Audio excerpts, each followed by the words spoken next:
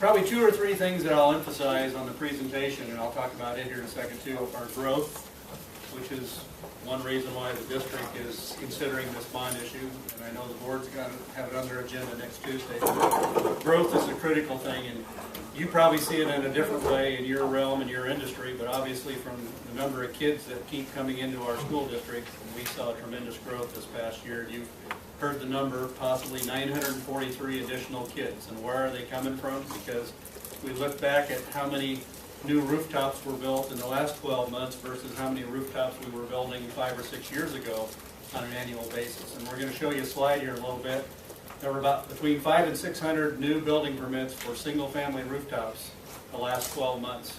And prior to 2008, when the economy kind of went south, there were like 1,500 or 1,600 single-family rooftop building permits annually. So that's a tremendous difference. If we ever get back to that, I can't imagine what that's going to mean for numbers of kids within our school district. But that's kind of where we are today. This is a presentation that was just developed in the last few days. Dr. Joel presented it to all of our principals 2 days ago, 2 evenings ago, just kind of as the starting point for us to promote or provide the information to the community regarding what the bond issue has to deal with. So some of this I'm going to go through quickly because it's less relevant, but there's been a long-standing process. Back in 2006, when we passed the $250 million bond issue, our board suggested and committed to a 10-year facilities plan, which we oversee in facilities and maintenance. A 10-year plan which keeps in mind growth and all the other things that need to take in mind, curriculum changes, technology changes, safety and security, all the other things that impact the school facility. We were going to do an annual update on a 10-year plan, and we did that very well. We spent about every 12 to 14 months we were updating that plan. The fire 2 or 3 years ago kind of put us off course, but we got back on course about a year ago, and in February our board had a work session. We kind of reintroduced our updated plan, and we added infrastructure to it. And you guys know all about infrastructure, whether it's city infrastructure in terms of sewers and water and all those kind of things. Our facilities plan was always dealing with buildings, but we really weren't spending much time on infrastructure. And I'll use one example as infrastructure as roofing. We have over 7 million square feet of buildings throughout the district in our 64 buildings. So 7 million square feet. And if we replace our roofing on a 25-year life cycle, commercial roofs on a 25-year, and that's pushing it to where you would expect us to push it, it would cost us in excess of $2 million a year in today's money to keep up with a 25-year life cycle. Does that make sense? And I didn't show you the math. So over $2 million a year just to keep up with roofing replacement. The budget that I oversee for facilities and maintenance is less than $2 million a year. And I've got to replace carpet, fix leaky toilets, I got to fix broken windows, I got to repair roofs, replace roofs, overlay asphalt parking lots.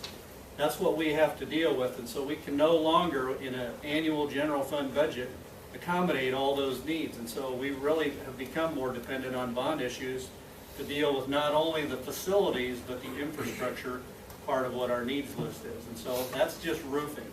And I haven't talked about asphalt overlay, and you guys know what that's like in the commercial business. If you got commercial property and asphalt parking lots are less durable than concrete, and if we can afford concrete in the last few years, it's been competitive. We put in concrete. So those are the kinds of things that we face. But this is kind of what we've gone through in the last 12 months. You've been reading in the paper probably weekly that our board's been having work sessions and continuing to hear about what our needs list is. Why the bond issue? Growth. I said growth earlier. Growing community, increasing student population. Technology. This is another one that is huge. Our board wants to have devices in every kid and teacher's hands at some point in time in the not too distant future. All of you are, most of you are more my age and my generation, and I have a middle school who's my youngest. He knows all this tech stuff way better than I do, and that's common today. If you have kids and grandkids that are at that age, technology is really critical in our school buildings for learning. I mean, it's just the nature of that generation. They are going to have technology in their hands from the time they're 3 and 4 and 5 years old. And so our buildings have wireless networks. Many of you probably do in a lot of your buildings, or the buildings that you are providing services to, wireless networks. But the bandwidth, or the width of that interstate from Lincoln to Omaha, is getting wider based on the demand. And we need to have greater bandwidth and greater infrastructure to accommodate all those devices that everybody's got in their hands. And so technology is really critical. Security. The Newtown thing is what's fresh in most people's minds, but if you read the newspaper, about every other week there's an incident somewhere in this country, whether it's at a mall or a school. You know, we've told people, I've told people, you can spend $1 billion on all of our buildings, and we can't guarantee that those kids are safe. So there's a fine line in terms of how much money we should spend on security. And I think if you're a parent or a grandparent or an aunt and uncle or whatever, you all probably agree that our buildings need to be safe, but there is a fine line in terms of how much money we need to invest in those buildings to make them truly safe. I mean, you can overspend to get security, and we can't guarantee it. Security is important. Continued commitment to maintaining our facilities. I think our crew has done a really good job the last 10 years, and I'm really proud of that fact. And if you've been in our buildings, I would put them up against 99% of the school buildings in the country, that our buildings are well kept and well maintained, and they're available to the community because they've paid for them, and we think that's important. But they are in good shape, and I think the community expects that when they're in our buildings. And so we want to continue our commitment to that in this, and preparing our students for the future. Why a special election? And this has been debated the last few days and weeks in the paper, because our board has gone out on a limb based on maybe information that I've provided to our board, that we can save money by starting earlier. And you can use a lot of different things. You can use just an inflation schedule. You can say the time is right. You can say interest rates are lower. I know that architects and engineers and contractors are hungry. I think if you needed one tomorrow, you could get one pretty easily because they need the work. Not that there isn't work out there, but they need the work from what they've been used to. And I think we can get, and I know we can get, better prices early, and we are planning, even though the bond issue hasn't passed, we're not spending money, but we're planning to hit the road the next day if that bond issue passes. That's our charge, to be ready to take advantage of that climate.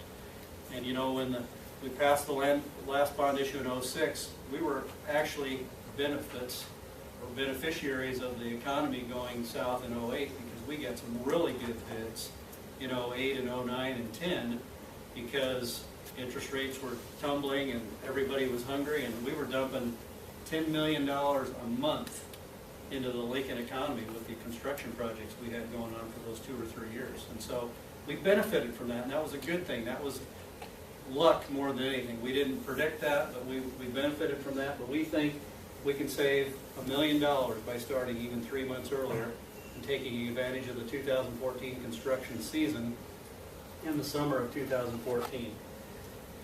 We have a career academy that you've heard about, which I think is great for business and industry. We've had the pressure put out on us by administration and the board that they want to open that in the fall of 15. There's no way that we'll open in the fall of 15 if the bond issue were to be in May. Whether that's right or wrong, and that's the driver for a February special election, I won't debate that one, but we can be open in the fall if we start 3 months earlier. We need that time.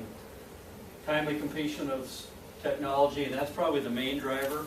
This whole technology thing that I mentioned, we need to be in buildings when kids aren't, and summers are a lot shorter today than they used to be. And so we want to take advantage of that summer, this first summer. So that's why we're suggesting and predicting or wanting a special election in February. I talked about growth. These are just the past numbers. You can see the current year, 14 and 15, and what the projected growth is. 943 kids. That's 2 elementary schools in 1 year that we grew by. That's a large middle school in 1 year. If that really happens in the next 4 or 5 years, I mean, we're talking portables again. And you know, we may need to come back to portables. I know Richard's going to cringe about that. We got rid of portables. We had 107 in 2006. We're down to 13. But we may need more to take care of that pressure over the next 5 years. So growth is really critical. Student population, and this is where the growth is going. These are 500 student increments, these lines. The classes that are going to be graduating are around 2,500 students. The new classes coming in are over 3,000 students. That's what a lot of the difference is. We have a kind of an anomaly, this lower dip, and that's because they changed the starting age for kindergartners last year. They adjusted that date by 2 months. But really, look at the classes that are coming in, look at the class sizes that are going out. So the next 5 or 6 years, we're going to continue to see the pressure just based on the class size, let alone the people that are migrating and moving to Lincoln for jobs and all the other things, the amenities that our community offers. This has been kind of a fun map that we've shared. The gray area is the school district. The dark line is the 2040 comprehensive plan. Most of you are familiar with that. You know, obviously, if we were to propose building a school out here, we wouldn't have sewer and water and all the other amenities. But if we're inside of that, this is Stevens Creek off to the right, north is to the top. All of these blue circles are what we call some hot spots of growth around the city. And we took our board for a tour about a month ago. And you're probably all familiar with where these are if you've been around the community. And we took a tour around the city. And I ain't kidding you, we drove down some streets where there would be 5 basements, brand new, right next to each other. And this is 2013, this isn't 2007. Think what it would have been like in 2007, 2008.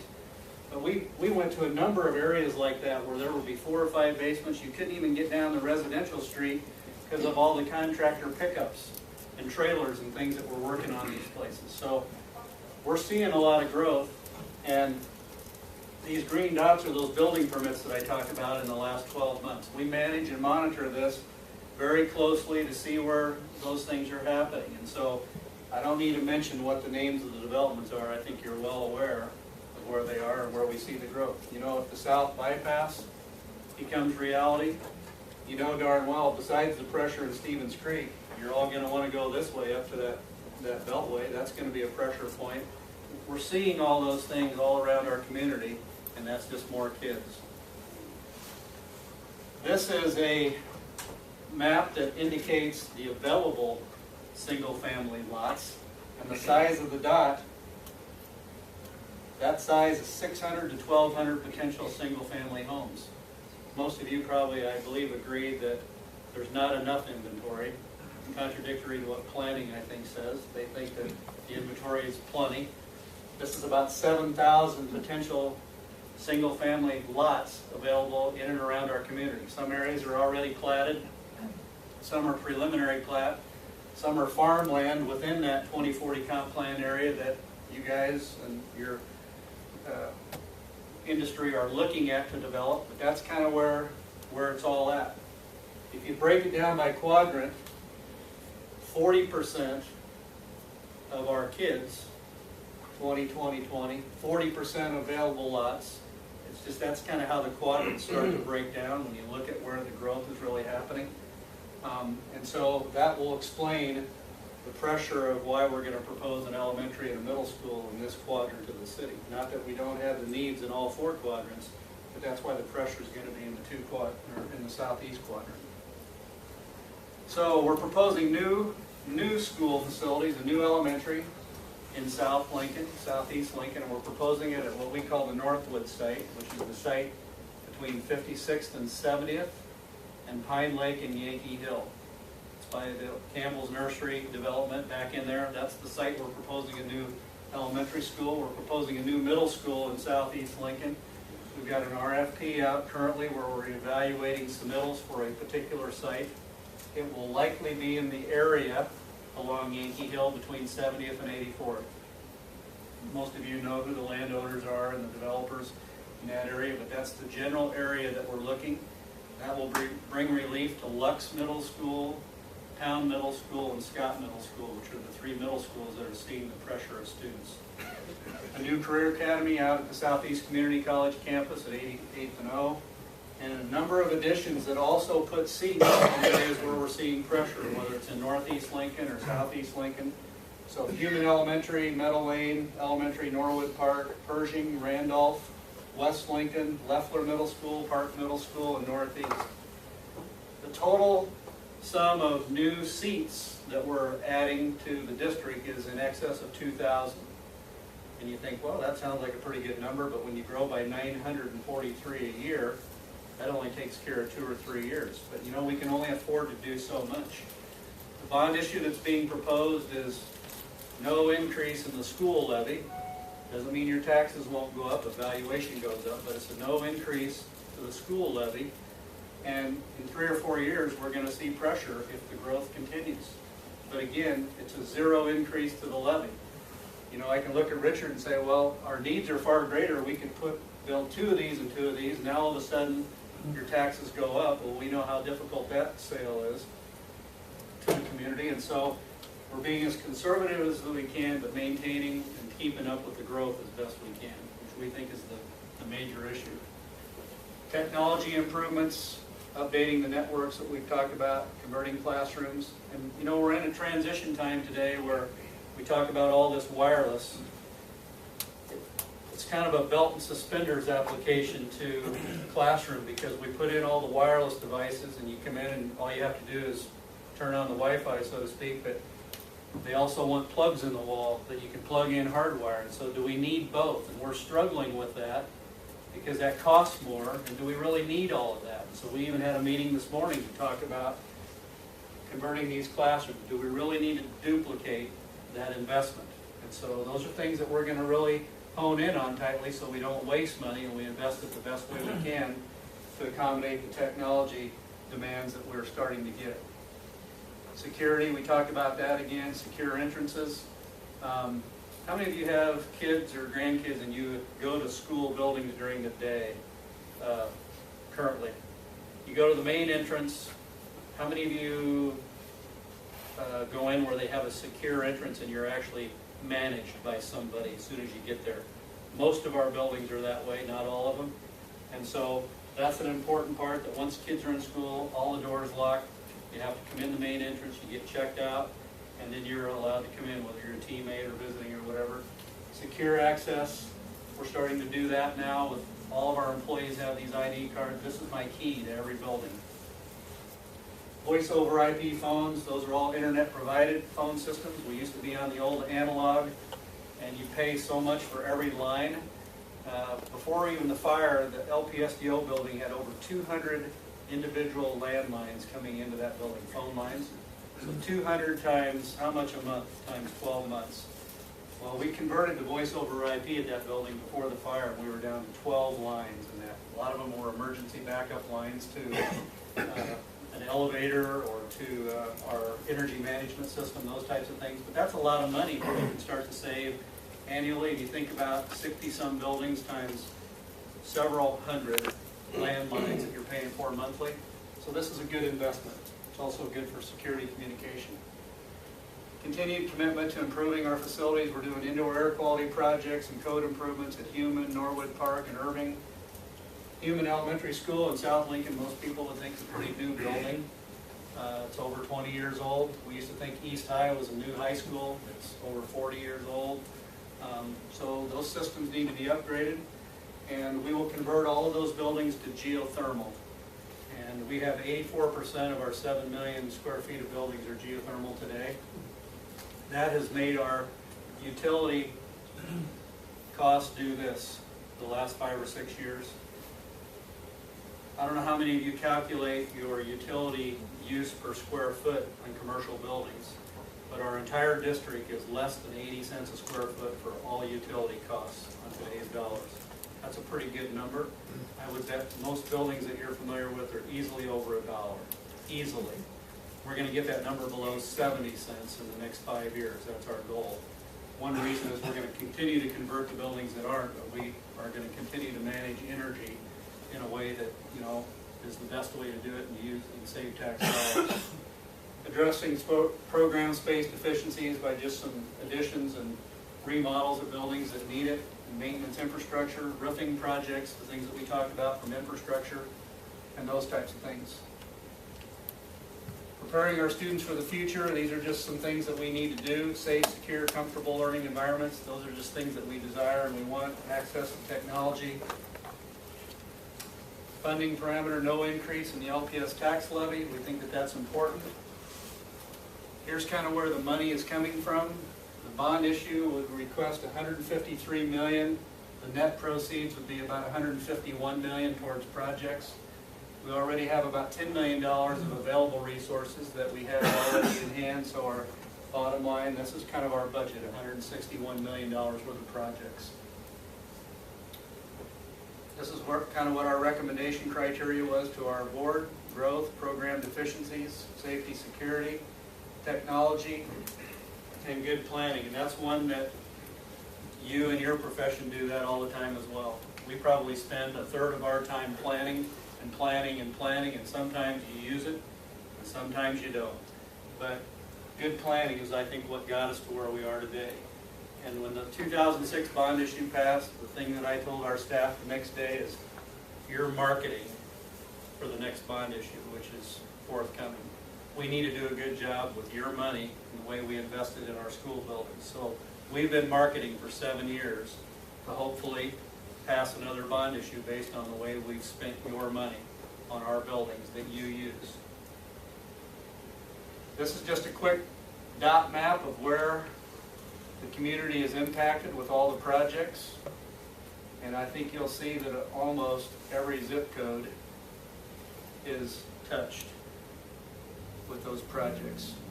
We continue to need sites, more sites around the perimeter of town as the community grows for future schools.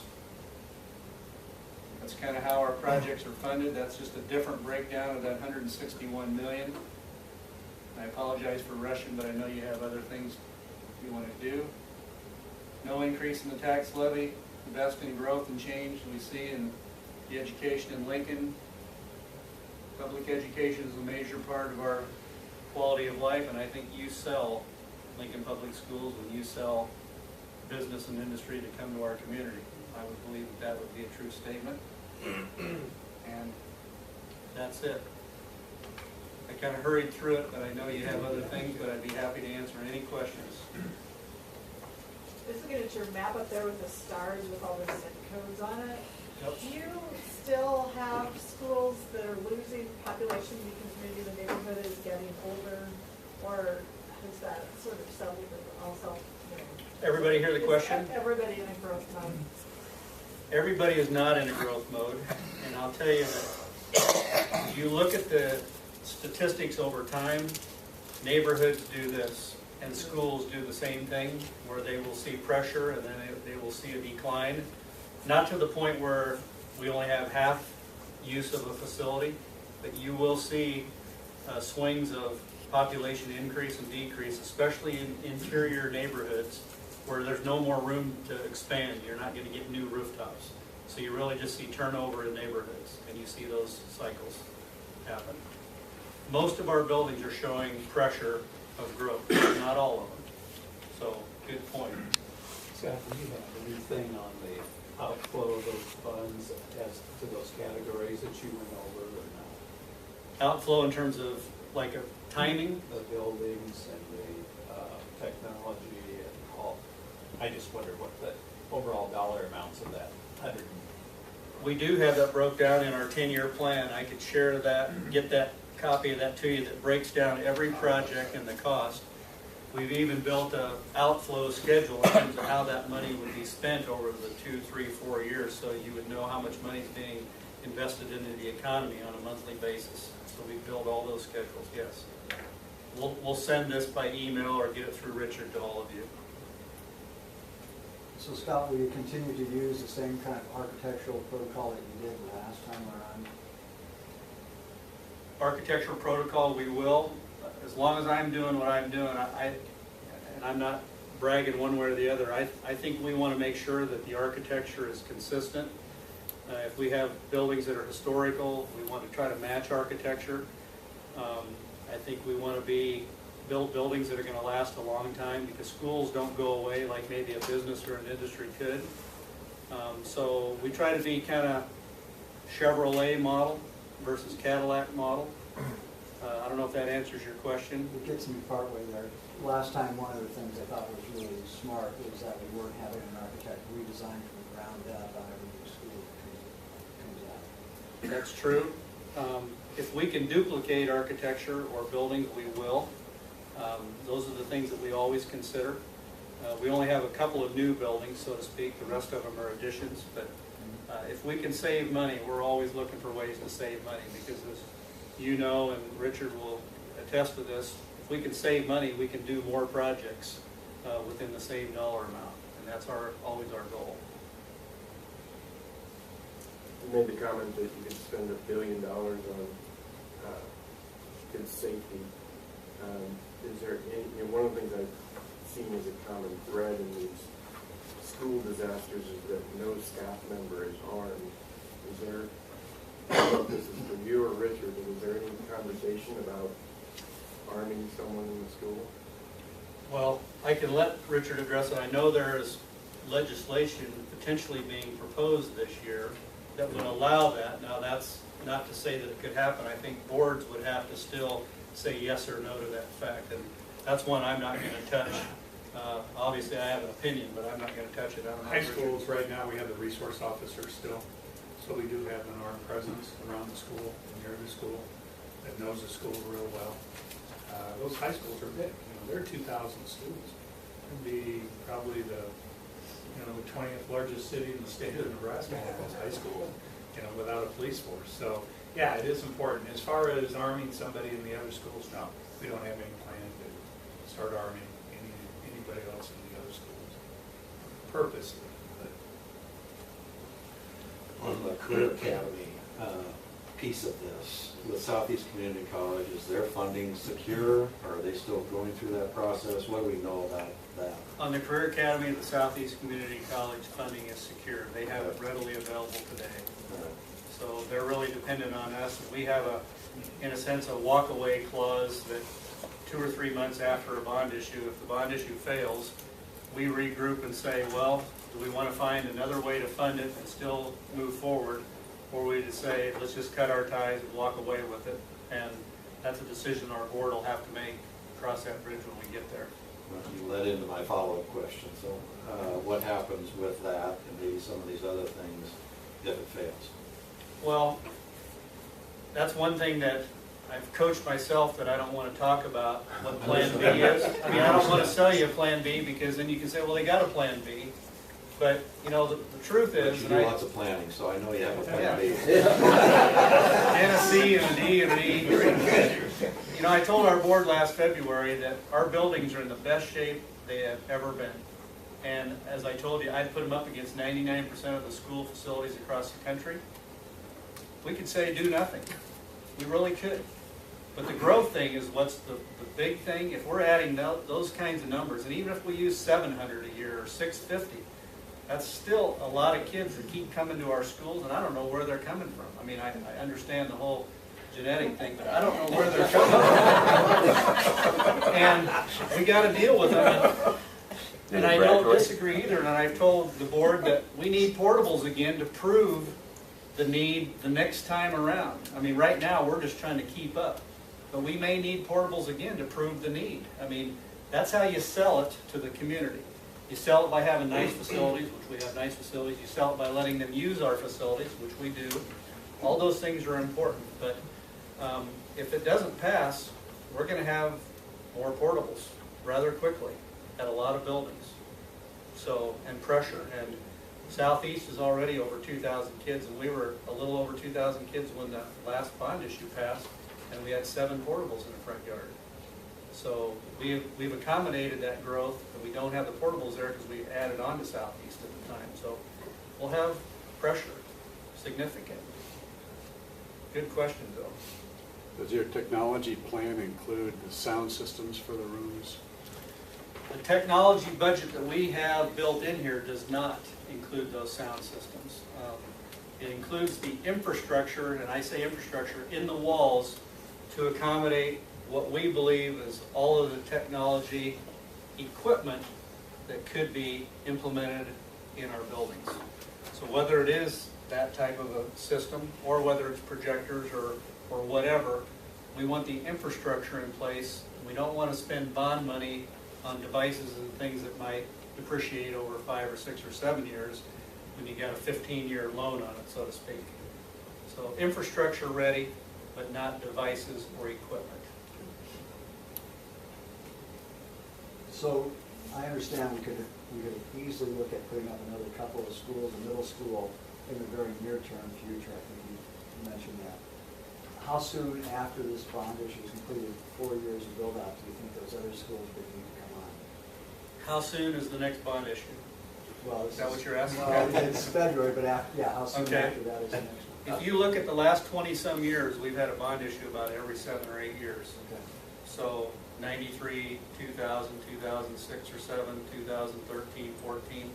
That's been kind of the historical thing. We've been very fortunate that those have all fell at the right time. The economy was such that voters approved, they saw the need.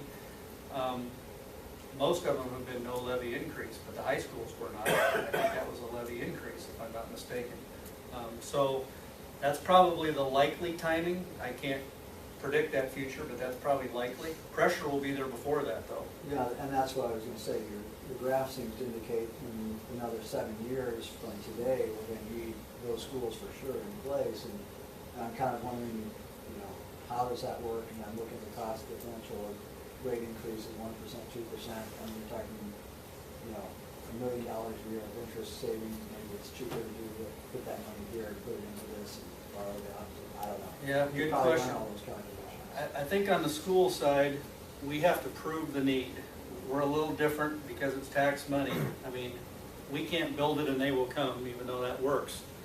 We have to prove the need and we have to be full and a little overcrowded. I mean, that's just the nature of our business, where in your business where you have to speculate, you have to build the building or you have to build the development and then they come and rent and lease the space, so to speak. It's a whole different animal with us, because if we did that, said, well, let's build 4 or 5 half-full buildings around the perimeter of town, it sounds like a good idea, but then maybe the growth didn't happen in one of those quadrants and the building sits there half full for 10 years, and then we get criticized for spending that money. And so we just have to work under a different set of circumstances to accommodate the need. That's just the way it works. So we have to prove the need, and that's where the portables may come in 5 or 6 years. Hopefully not 107, maybe 27 or whatever the number is, but we're going to have to prove it for the next bond issue. Nobody fell asleep yet. Any other questions? I appreciate your time. I mean, it's been good. Any of these gatherings we can get to let people know what we're about, we're more than happy to do it. Or if you know of other groups that we should come to, please let us know. Okay? Thanks, Scott. Yeah. Appreciate it.